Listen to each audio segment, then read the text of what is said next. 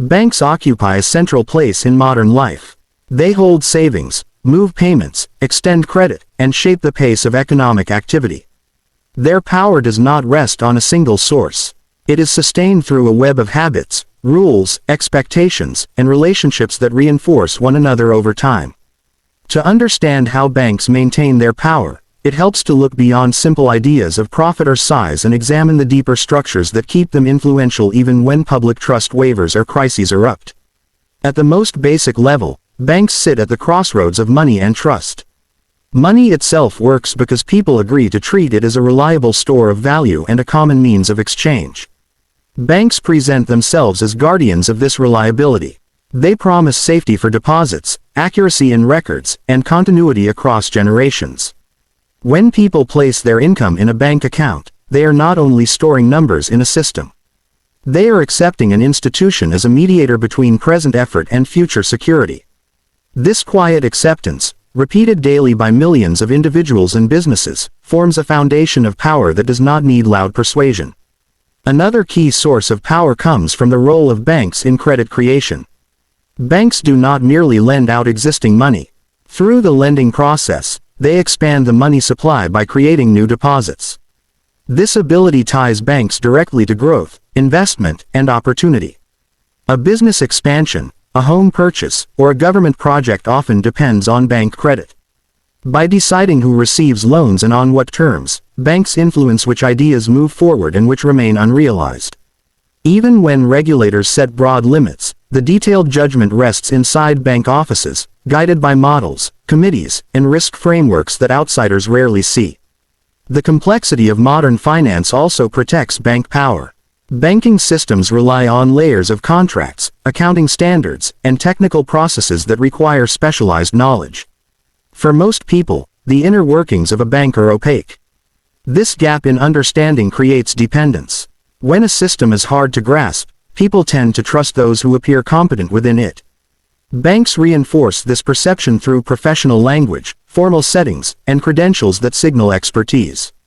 Over time, complexity becomes a shield. It discourages challenges and limits the ability of critics to propose alternatives that feel equally reliable.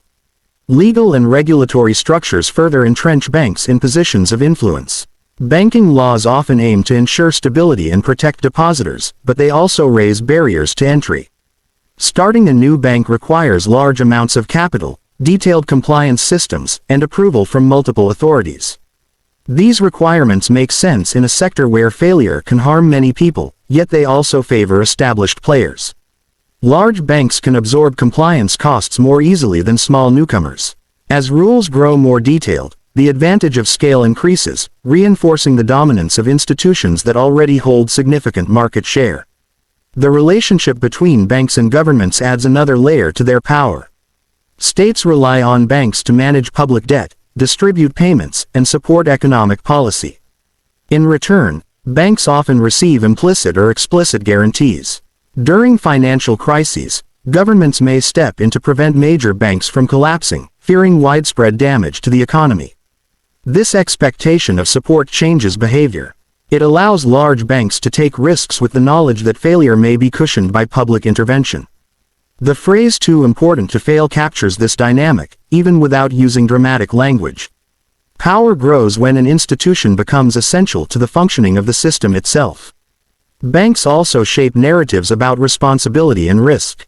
They often present lending decisions as neutral outcomes of data and models rather than choices made by people. This framing shifts attention away from moral questions and toward technical explanations. When a loan is denied, the reason appears to be a score or a ratio, not a judgment.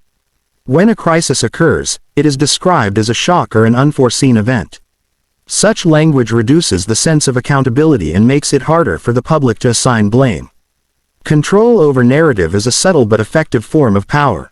Another factor lies in the everyday convenience banks provide. Direct deposits, debit cards, online transfers, and mobile apps make banking feel indispensable. As people integrate these services into daily routines, alternatives feel risky or inconvenient.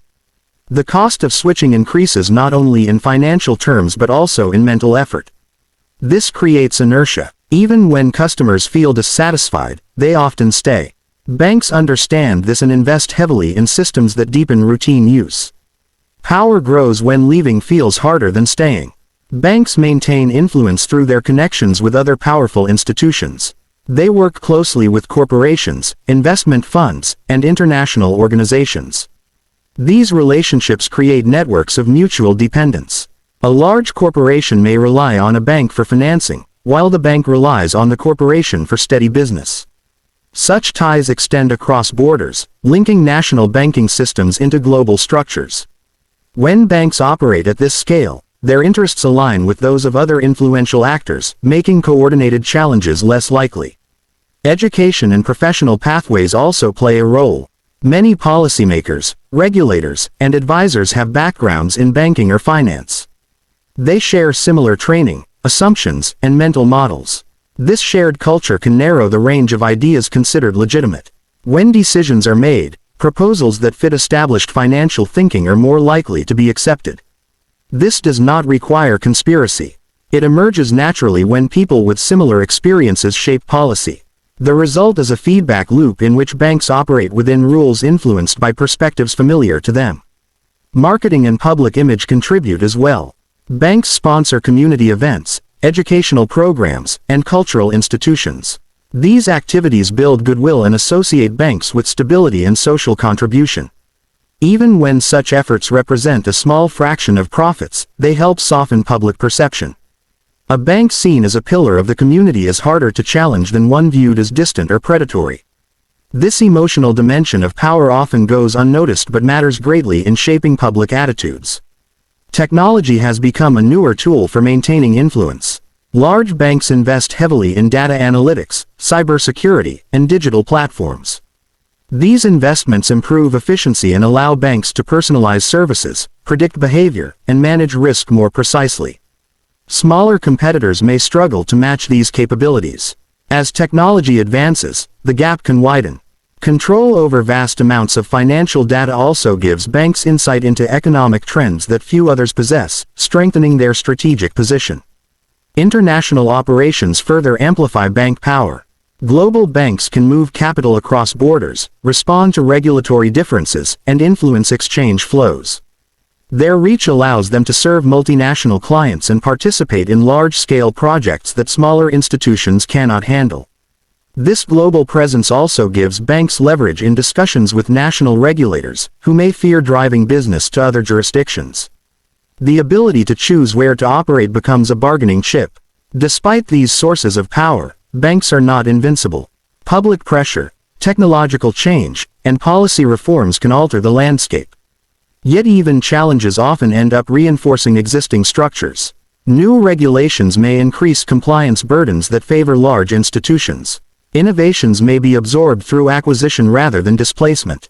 In this way, banks adapt and persist. Ultimately, the power of banks is sustained less by any single action than by a pattern of interlocking roles. They manage trust, create credit, navigate complexity, shape narratives, and embed themselves in daily life. Each element supports the others. When trust wavers, regulation steps in. When regulation tightens, scale provides relief.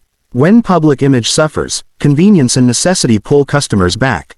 Understanding this dynamic does not require seeing banks as villains or heroes. It requires recognizing how systems evolve to protect their central actors. Banks maintain their power by becoming essential, familiar, and difficult to replace. They do so quietly, through routines and structures that feel normal rather than dramatic. This normality is perhaps their greatest strength. When power blends into the background of everyday life, it rarely needs to announce itself.